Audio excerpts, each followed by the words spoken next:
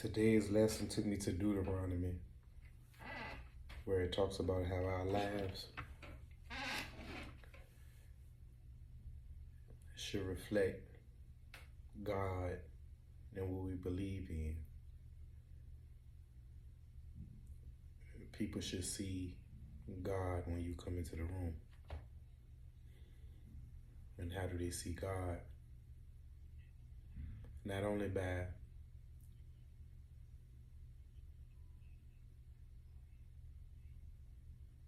the way you dress and look on the outside, but it's what's on the inside that comes on the outside. And the only thing that's on the inside of us that comes on the outside, that we want to come on the outside, is words. Blood, you don't want to come on the outside. It's not what you want. You know, somebody drawing blood and there's something wrong. They want to see what's going on, or they want to make sure something's not going on. So that's not something you want. But words is something that we sometimes strategically put out, and sometimes randomly we put out. But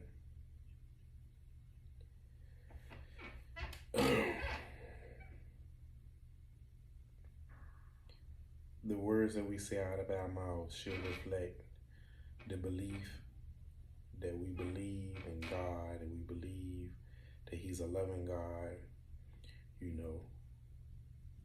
So we want love coming out.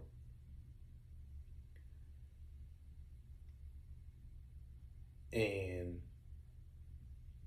to guard ourselves in those type of situations, see, we always got to think about what we're saying to others. You know, it has to reflect what God says. It has to reflect what Jesus is talking about. All edifying words, not putting people down, and pretty much make sure the stuff is done wholeheartedly, edifying.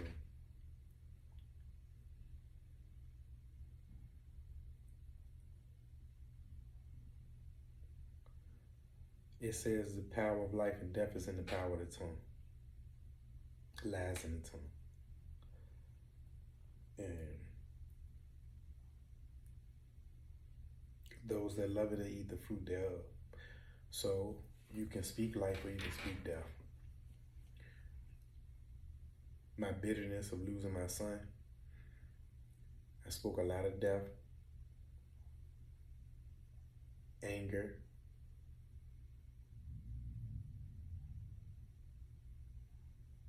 I've never told a person I wish they had died.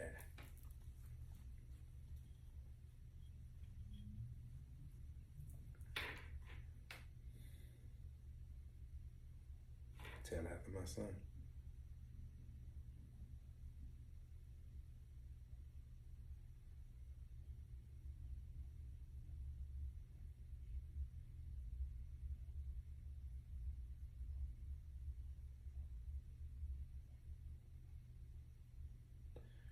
So I want to speak life. I used to be a very optimist person. That's what made me chase like I chased. That's what made me come up with the outcomes that came out of me chasing. I was positive. I believed that there was two kind of people in the world. Is what if it do and what if it don't. I'm a what if it do. What if it do? What do it look like? Let's say if it's a plug in New York, they say you got 100, 200, 300. Come get it. We talk about it later. I'm a what if it do. what if it don't? People say, what if I don't make it back with it? What if I don't sell it? What if I don't and they do this? And what if I don't? I don't function like that. I don't know, what if it do? What if we do make it back? What if we do get rid of it? You know?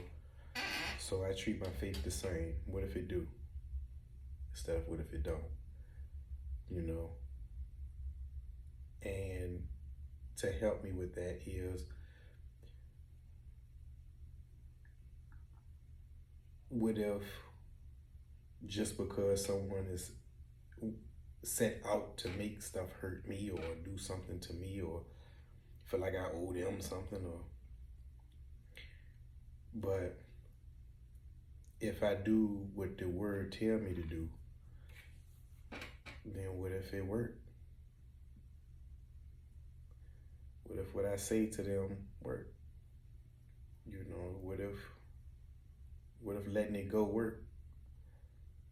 What if I get blessed for letting it go? You know?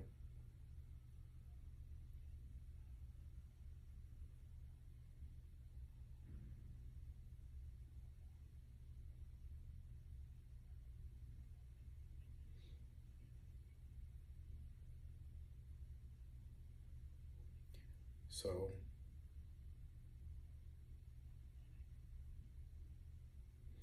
for those that have put out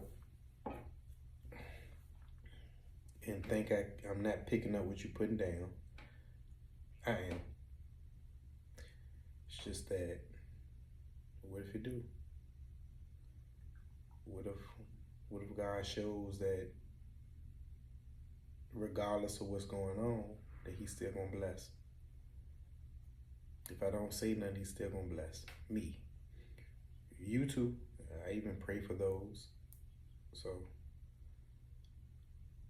and no, I'm not.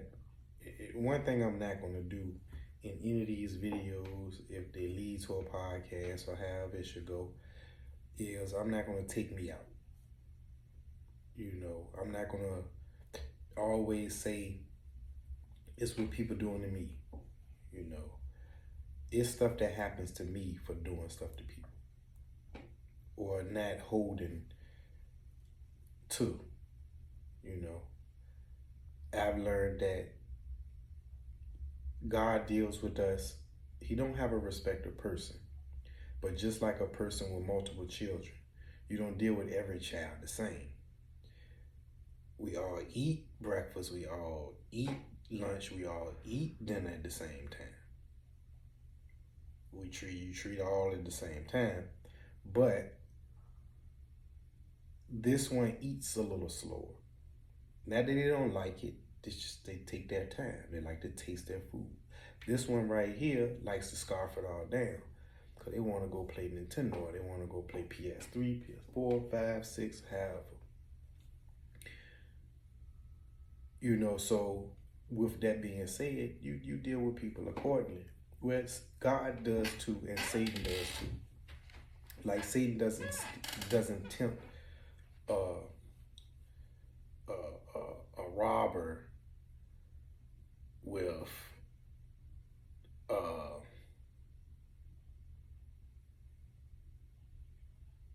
drug dealing or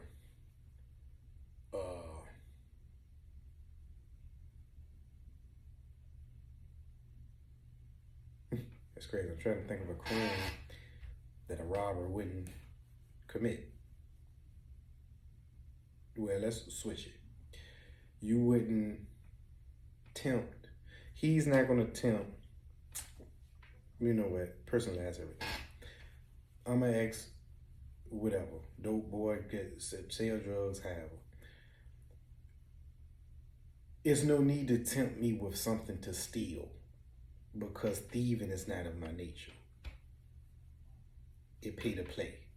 That's something that was taught, and there's no honor amongst thieves. So I don't rock with that. But what he will tempt me with, Satan, what he will tempt me with is an opportunity to hustle.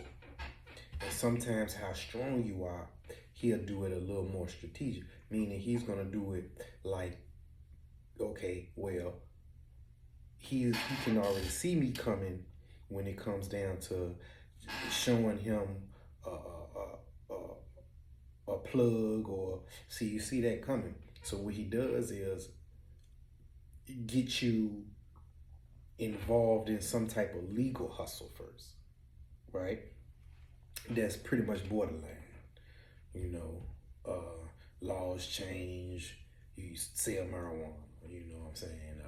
Do it legally first. You know, get it t-shirts and stuff. Then before you know it, or get into it with selling t-shirts or a brand or something like that. For people like me, that's a trigger. You know, so to get involved with that, you know, so I get the feeling of buying and supply and demand, and buying a product and selling a product, and you know, and things like that. And you know, and that's how Satan will come at you. So with God, he does his countering as well the same way. So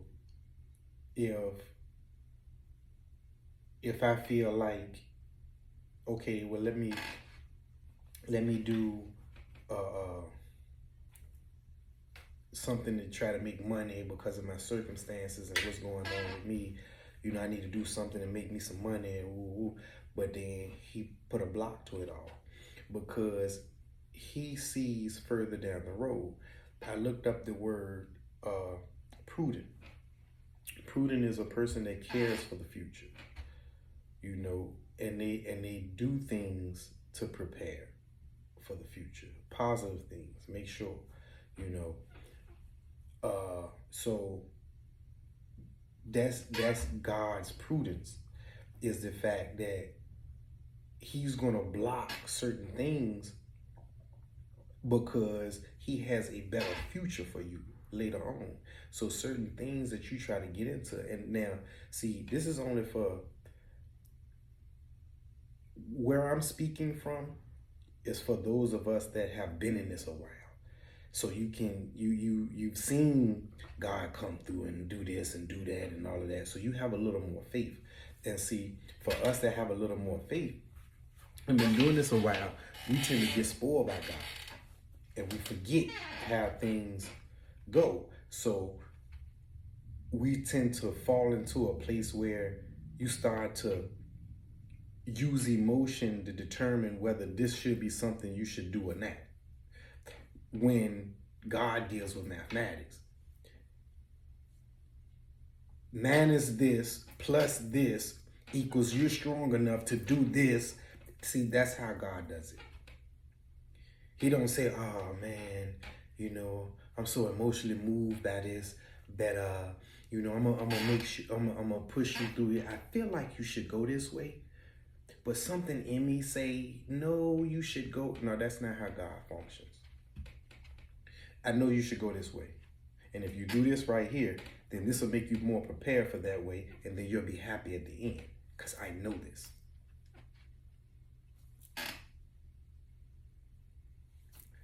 The emotion comes after the good decision. This is my son whom I'm well pleased. He's pleased because his son came and was doing what he said he was going to do. He's sticking to the math. And oftentimes, and see, I'm speaking off experience off this situation now. And what's the experience of? Right now, I'm having a very hard time just doing this. For those that know me, know I will talk. Yeah, I'm always philosophizing and all these things, and I talk to them. But I love feedback. They know that about me too.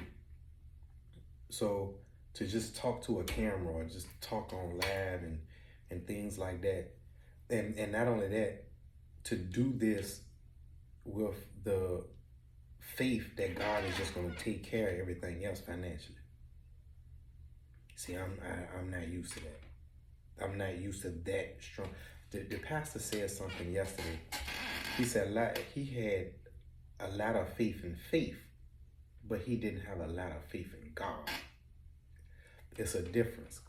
See, faith in faith is the fact that this is it. I just said it. You've been in it long enough. You know God will do because you know God is God.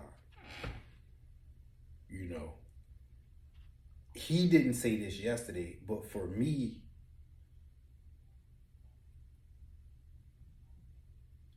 I don't denounce that God is God. It's just that I lack the faith that he'll do it for me.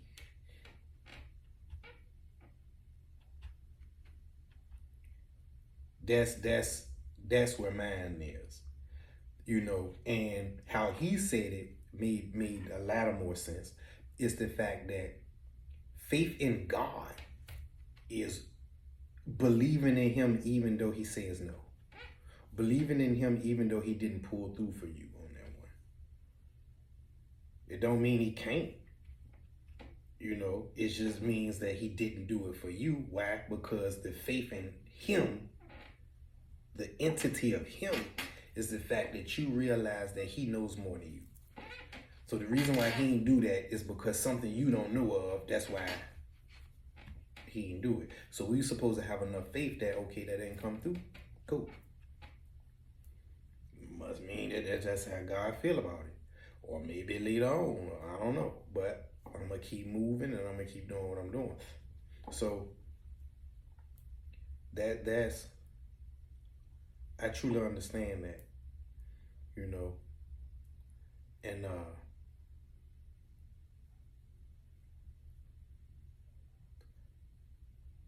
with that understanding, right, to bring it back in full circle, that's the reason why my faith in God should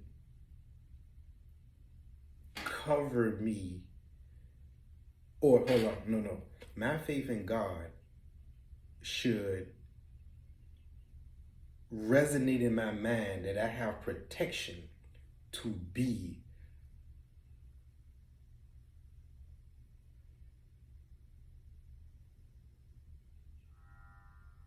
gullible, green, you know, because when somebody shoots something to you,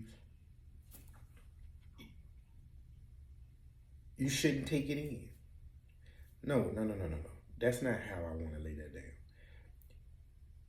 My faith in God is what allows me to allow a person to say whatever they say and me to not counter because God has this situation. And it gives me a chance for reproof. In the Bible, reproof, sometimes it gives different definitions, but there's a simple definition and it fits what, if you say this definition, it will fit in the scriptures. Now, the definition that I had gotten from the Bible dictionary was when someone disapproves, a disapproval or disappointment, but it's called reprove. Proof. To show proof, but reprove it again. And it says that the wise will only become wiser with reproof, but a fool hateth reproof, or shall be destroyed from reproof. Once again, I'm just now starting this stuff again, so I haven't been doing Bible studies as much as I have. I haven't been diving deep into my book. Like a lot of my stuff that I say to this day is all rehearsed from years and years of after diving so deep into it. So a lot of the stuff that I say is a little, but I'm going to get back into it so I won't mislead anyone. But I do know about this. Reproof is, to just reprove. That's just like a person, you say, well, look, the sky blue outside. And a person come behind you and say, is it blue? Already, it's some of y'all that just heard me do that, and it got under your skin, you won't even know when I asked. I just told you it was blue. Okay, well, reproof, that's why it says the wise become wiser. This is this. Is it? So now when you look out there again, now you know. You looked out there on a glance and you knew it was blue, or you looked at the time and said it was blue. But when they force you to look out there again, now you know it's blue. So right then and there. So you sure this will work? Yes, it will work. Now you go and do it again and you show them that it worked, boom. Now, or you go and do it again and it should do something different. Then you're like, oh, well, I ain't never did that before. Now what you have just done is been educated on what it could happen. You become even wiser. Why? Because now you can counter. Hey, listen, do it like this, but it may do this. It's rare, but it may. So just in case it do this, do this. Simple reproof. So I should have enough faith in God that I can be good enough to people and not feel like I've been gotten or somebody got over on me or something like that. Once again, the lyrics, because I'm gonna practice this. Live and love like you've never been hurt before. Trust like you've never been burnt before. Now, I can guarantee you that it works out in your favor, but at this point I can't. Why? Because I haven't been using it. I haven't been moving under that function. I can blame it on losing my child. I can do all of that, but at the end of the day, these are my choices, and I made these choices. So I need to learn how to do that. So that's what I'm gonna work on this week. And I challenge anybody else to work on the same thing. Try to love like you've never been burned before. No, love like you've never been hurt before. And try to trust like you've never been burnt before. But do it in God's honor. Do it with the fullness of God will take care of you. And you can't do that if you never did that.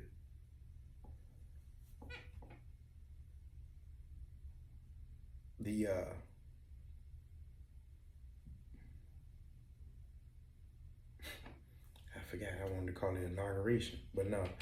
The prayer,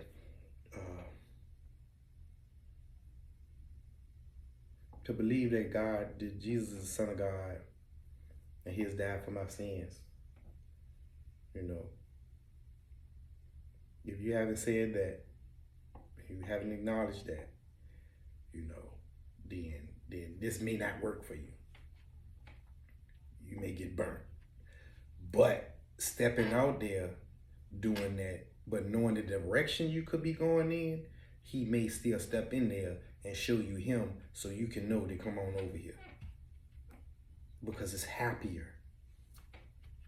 Living my life on the defense all the time is miserable. Living my life like somebody's always going to try to get me is miserable. Like somebody's trying to steal from me, or somebody's always trying to hang me out to dry, or somebody's playing in my face. Living like that, man, it's going to put you in a box. It's going to put you in a box. You're going to feel alone. It's going to do that. The way God wants us to live is happiness at the end of those mathematics. If you do this like this, I'm going to do this like this, and you should be good. Sometimes people say, Oh, they always put it out there like, soon as you come to God, it's gonna be all hunky-dory, and it's gonna be no trials and tribulations and other. If you give God 100%, it won't. It's your perception. It's how you see things. Is the glass half empty or is it half full? Is the bars holding me in or am I free? Is my mind free? Because I can look past the bars. Which one is it? It's how you perceive things, you know, because you can be the Christian that say, oh man, here come a problem. God, please help me through this jump. Or you can say, here come another problem. God, get ready to show himself again. Watch this. Watch this. Look at them. They just want me to be mad at them. But God, get ready to show himself again. Look at this. I just lost this. But God gonna show himself again. I use that analogy with a roller coaster. You know, once you get to a certain level in your faith with God, it's only 2 rules. Keep your hand inside the car and enjoy the ride. Those are only 2 rules. Why do you keep your hands inside the car? Because you can't control anything on the outside of it. Nothing. Tell you what, when you on the next roller coaster and you sliding past one of them poles, put your hand out there and try to grab it. You would never do that again. So, and that's how God's saying. Don't try to stop nothing. Don't try to control nothing that you can't control. Just pay attention and have fun. Enjoy the ride. Keep your hands aside, because I got this. You just do this. Enjoy yourself. And roller coasters go up. Life goes up. Life goes down. Life goes back up. Life goes around. Life goes around here. But at the end of the day, you stop at a point and get off safely. Only to be able to do it again. And that's what God does. But when we say we gonna control it, it's like putting your hand out there trying to stop one of them things. You be that hurt, that miserable, that disappointed. We be. But first it starts with how we talk to each other, how we communicate. Do you communicate from a selfish standpoint, or do you communicate from assertive? Now, these are the 3 communications. 3 communications. And it's weird because it was a CEO dude. It was a dude that his job was just going around and fixing major corporations. That's what he do. He go in, he see the analytics, see what's going on with it, see what's what the numbers looking like, because you hire him to make your company that seem like it's failing to strive again. So the thing is, you say he come in, but what he found what made more companies start to go under versus the numbers, communication. He said, man, it just blow me. Just to teach them to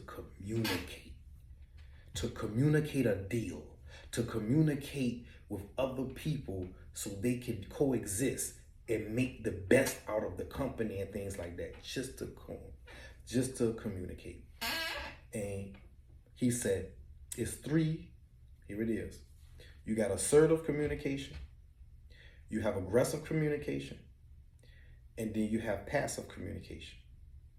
Passive communication is when their point matters and yours doesn't. Let me say it again. It's when their point matters and yours doesn't. And how rare is that in a conversation? It's not too many people that sit back and just let you have your way all the time. That's not the thing right now. So you got to tell people what you know, what's on your sleeve, what's on your mind. Today's time, no filter. See, That's your aggressive communication. That means my point matters and yours don't. Those are the people that sit there and wait for you to finish because they already thinking about what they're saying, so they ain't hear what you said just to come back again. Overtalk you, shut you down. That's aggressive. Assertive communication means your point matters and my point matters too. You talk first, I talk second. We meet in the middle. If we can't, we agree to disagree. What happens in agreeing to disagree? Then you go do your homework, reprove what I was saying or what you were saying, and then I get to go reprove what I was saying. And then we come back and we see, that's assertive. That's communication.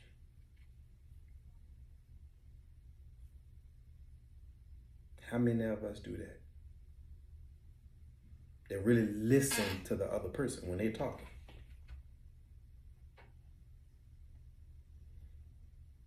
I say it again, my sister said this before. Have you ever stopped to think, just for 5 seconds, 1, 2, 3, 4, that you may be wrong in a conversation, in an argument, in a debate, that you may be wrong. And then dig around over there to see if you'll come back to you. Or could you stand a straight? And that's the words we used to say in Richmond, Virginia. I can stand a straight. Can you stand a straight? I can stand a straight if you can straighten me.